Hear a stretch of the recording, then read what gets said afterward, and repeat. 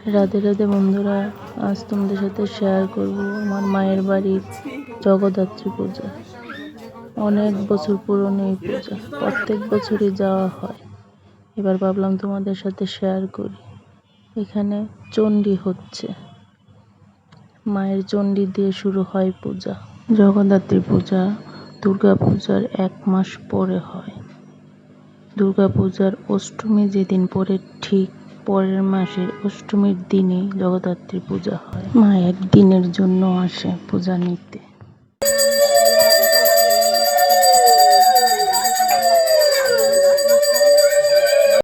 সপ্তমী, অষ্টমী, নবমী, দশমী একদিনে হয় এই পূজা।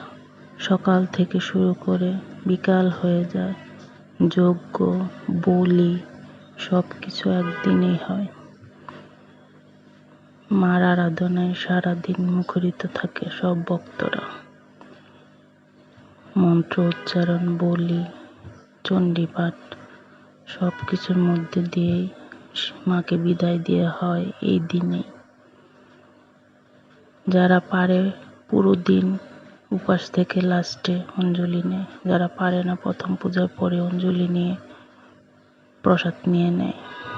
তো বন্ধুরা, দেখতে থাকো পুরো ভিডিও। প্রসাদ খাওয়া, বাজি ফাটানো, কি কি করলাম আশা করি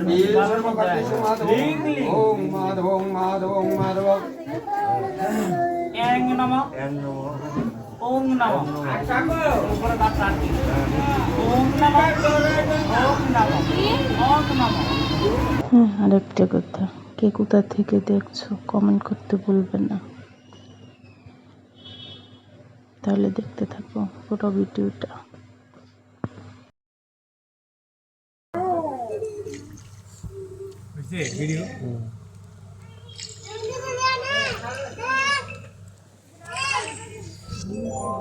আরাধ্যা পাল গেম খেলতেছে আর প্রসাদ খাইতেছে।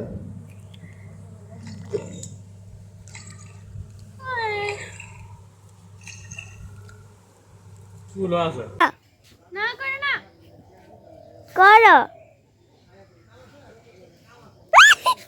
আমার কান ফুটে।